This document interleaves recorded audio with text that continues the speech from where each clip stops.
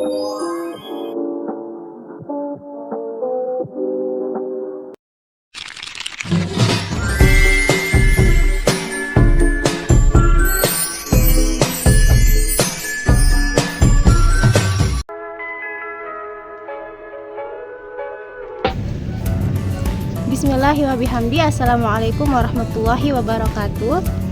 Apa kabar teman-teman semua? Semoga kita senantiasa dalam keadaan sehat walafiat dan dalam lindungan Allah Subhanahu wa taala. Yang terhormat Bapak dosen pengampu materi PAI SMP, SMA dan SMK, Bapak Komarudin MPD. Perkenalkan, nama saya Rizkia Mariza Saputri, program Sarjana Pendidikan Agama Islam di Institut Agama Islam Hamzan Wadi, Nahdlatul Ulama, Lombok Timur. Pada kesempatan kali ini, saya akan memaparkan materi saya yang berjudul Konsep Pendidikan Agama Islam menurut Imam Al-Ghazali. Imam Al-Ghazali adalah seorang tokoh Islam berpengaruh yang memiliki pandangan mendalam tentang pendidikan. Beliau lahir di kota Tus, Khorasan, Irak pada tahun 1058 Masehi. Beliau juga dikenal sebagai ulama, filsuf teologi, sufi, dan ahli hukum Islam. Al-Ghazali merupakan tokoh filosofi Islam yang juga terkenal di kalangan non-Islam. Imam Al-Ghazali memiliki pengetahuan yang lugas di berbagai bidang pendidikan seperti ilmu filsafat, akidah, fikih, ilmu kalam, tasawuf, dan pendidikan politik dan lain sebagainya. Al-Ghazali diberikan gelar Al-Hujjatul Islam yang memiliki bukti kebenaran dan juga Zain ad-Din yang artinya perhiasan agama. Al-Ghazali memiliki pandangan yang mendalam tentang pendidikan agama Islam. Baginya, pendidikan Islam adalah proses pembentukan insan paripurna baik dunia maupun di akhirat. Al-Ghazali percaya bahwa pendidikan agama harus mulai diajarkan sejak dini kepada anak-anak. Pada usia dini, anak-anak harus dipersiapkan untuk menerima kepercayaan agama dengan penuh keyakinan tanpa perlu mencari dalih terlebih dahulu. Sementara dalam pendidikan akhlak, Al-Ghazali menekankan pentingnya membentuk akhlak mulia.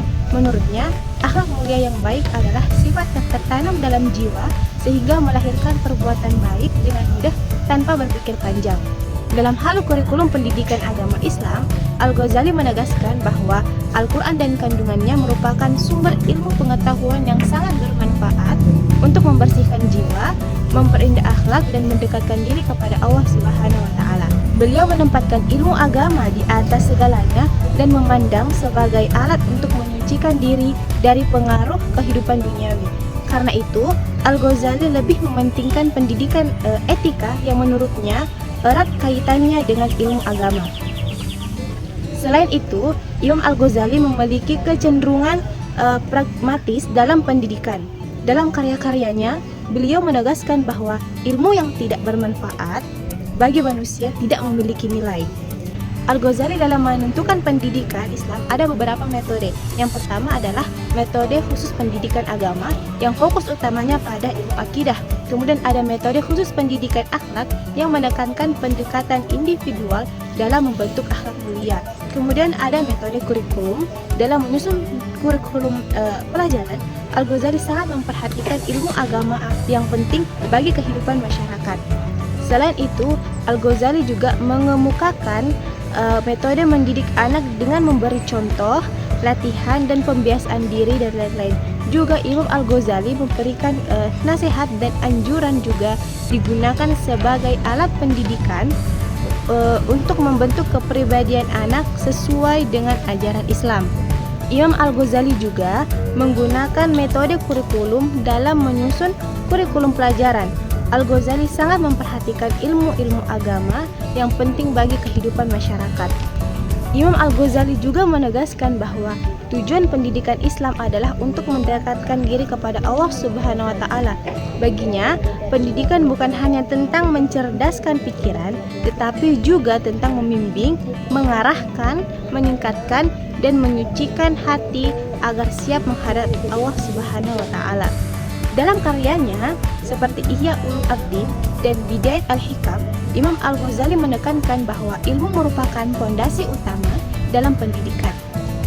Hal ini menunjukkan bahwa ilmu sangat penting dan harus dipelajari. Menurut Al-Ghazali, ilmu menempati posisi tertinggi dalam ibadah. Menurut Al-Ghazali, seorang guru harus idealis, harus memiliki 3 hal utama. Yang pertama adalah kecerdasan, memungkinkan guru untuk menguasai berbagai ilmu pengetahuan secara mendalam.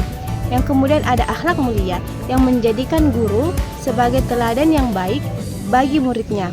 Kemampuan mengajar yang didukung oleh kekuatan fisik juga memungkinkan guru untuk menjalankan tugasnya dengan baik, yaitu mengajar, mendidik, dan mengarahkan anak didiknya.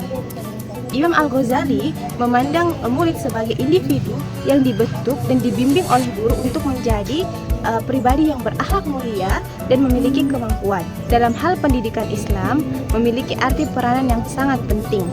Hal ini karena Islam sangat menghargai dan menghormati mereka yang memiliki ilmu dan yang bertugas sebagai seorang pendidik.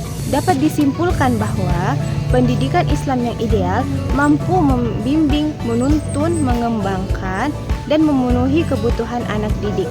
Kemudian, konsep pendidikan Islam yang dikemukakan oleh Imam Al-Ghazali selaras dengan tujuan bangsa Indonesia, yang dimana bertujuan untuk mencerdaskan bangsa dan mengembangkan manusia Indonesia secara utuh.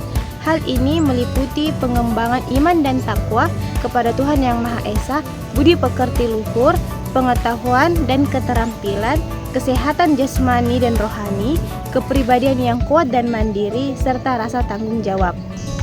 Baiklah, sebelum saya menutup pembahasan saya pada kali ini, saya akan menyampaikan quotes dari Imam Al-Ghazali tentang pendidikan. Jika tujuanmu mencari ilmu hanya untuk bersaing, untuk membanggakan diri, mengalahkan kawan-kawanmu, mencari perhatian manusia dan mengumpulkan harta dunia, maka kamu sedang merobohkan agamamu, menghancurkan dirimu, dan menjual akhiratmu dengan duniamu. Baiklah, mungkin hanya ini yang dapat saya sampaikan. Kurang lebihnya mohon dimaafkan. Sekian dan terima kasih. Wassalamualaikum warahmatullahi wabarakatuh. Bye-bye. Bye-bye.